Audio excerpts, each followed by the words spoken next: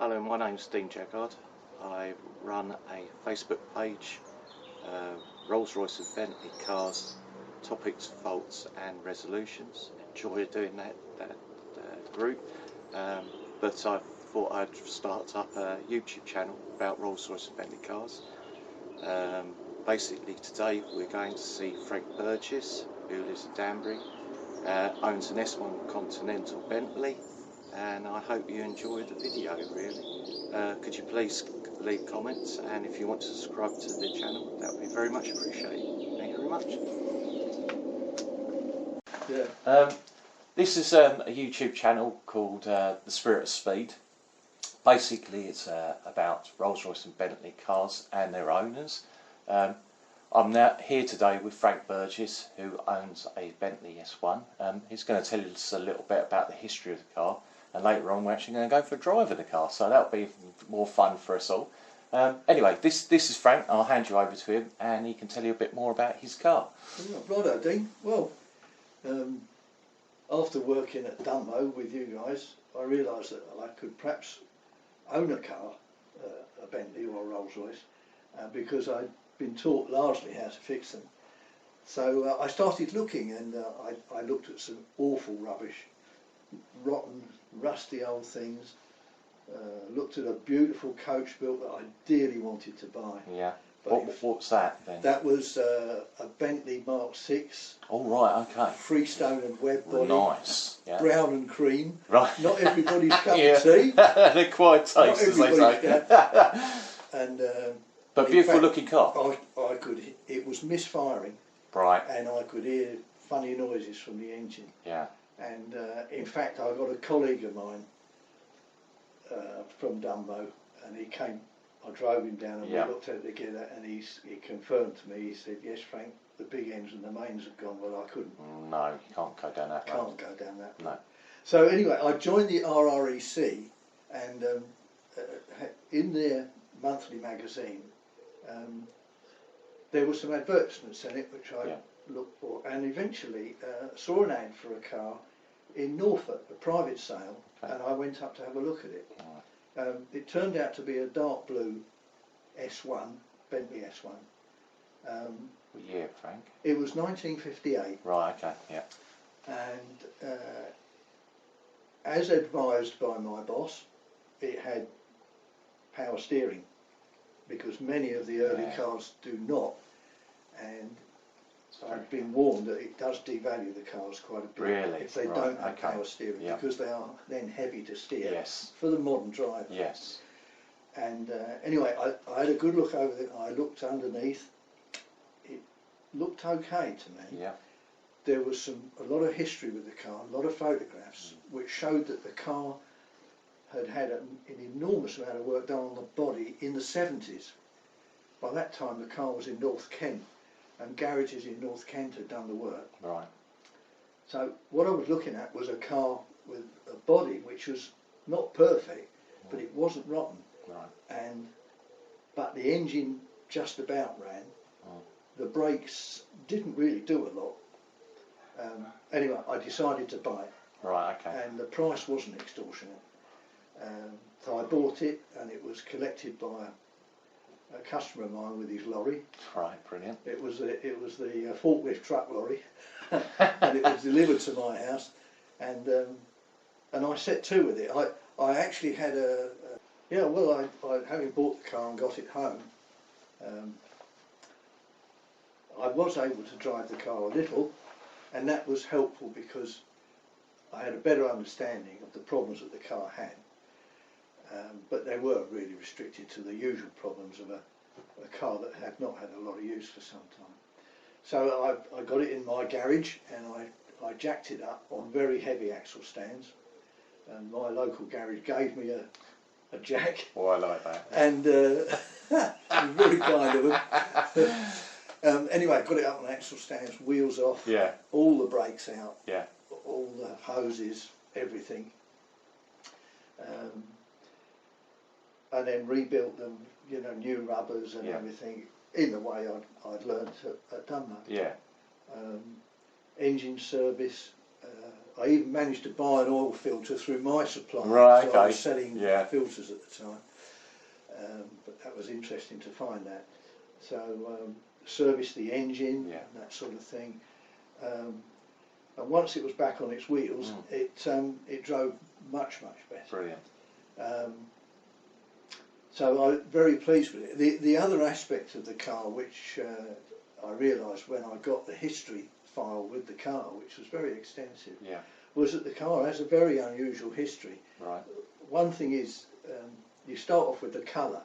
Yeah. It is midnight blue, Right. Okay. and as we know, a lot of cars of this era were often a lighter colour, Yes. often two-tone. Yes.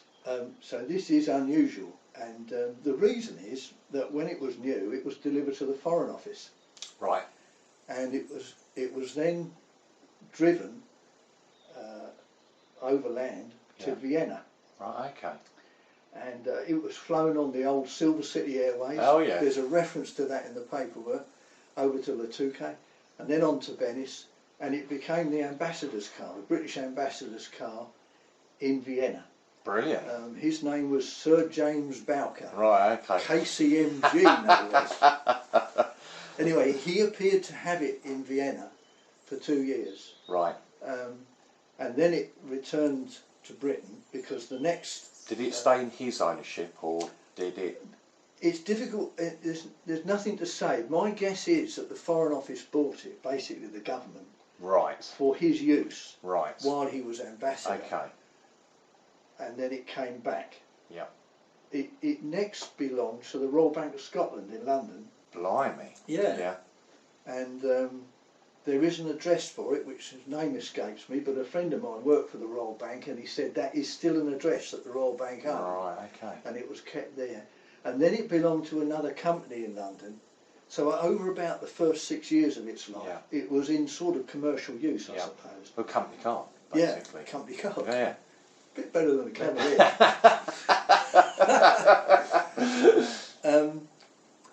Anyway, then it sort of went into private ownership, and largely it was in North Kent, around Herne Bay, Whitstable, and it was while it was in private ownership that it was restored. Right. The body was restored. Yeah. So there are invoices for in the 70s for a new wing, front wing, £1,500 God, blimey, that's for a a lot. wing. That's a lot of money then, isn't That it? was a lot of money then. And so it's had new wings. All the front's been off, all the back's been off, all the seals have been out.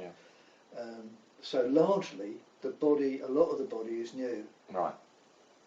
I did have a bit of paintwork done on it because you know on the aluminium doors. Yes. And what, there was some blistering, which Yeah. is not uncommon on. What, like micro blistering? Yeah. Yeah. Okay.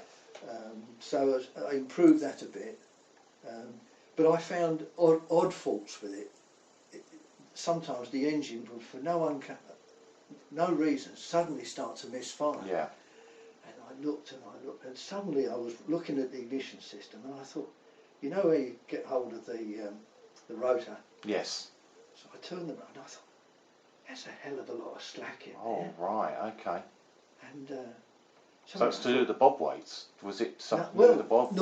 normally it was, but it wasn't. Right. So I undid pulled it out of Yes. the car, and do you remember the car has got like a screwdriver blade that sticks Yes, up, that's right, yeah. and the distributor fits on top. The drive dog, yeah. Yeah. Well, it actually fits between two sprung steel blades in the bottom of the distributor. Right, okay. One of them was missing. Oh. And I spoke to my boss, you know what I mean, and I told him, I've got one. He said, I've never heard of that. No. I said, well, it's not there. Anyway, as luck would have it, within half an hour I got a phone call. I said, I found one. Oh, brilliant. So I collected it and put it all back, and then that was fine. Yeah. So over the years I've improved it as best I can, bits of paintwork. One thing was about the automatic oiling system. Right. You know, with the one shot. The one shot pump under Yeah. the pump is still there. Yes. But some of the pipes were disconnected. Right. The tops of the kingpins, one side had a grease nipple fitted Yeah. to it. The other side had nothing. Right. I think it had the remains of the original oil system. Right. Okay. So I asked for some advice from my colleagues, you know, and as usual, very helpful. And they said, well, Frank, you know the oiling system doesn't really work all that well. And I said, you've had to work. And I said, no, I know what Yeah. you mean. And they said, the best thing you can do, particularly with the king, is fit grease nipples. Right. But whatever you do, Yeah. do not use grease in it. Right. Okay. And you know what he said you should use? Steam oil. It's the oil you put in Right. steam locomotives, steam engines. Yeah. You know? Yeah. And it's very thick, Yeah. very viscous. Yeah. And he said that's the idea.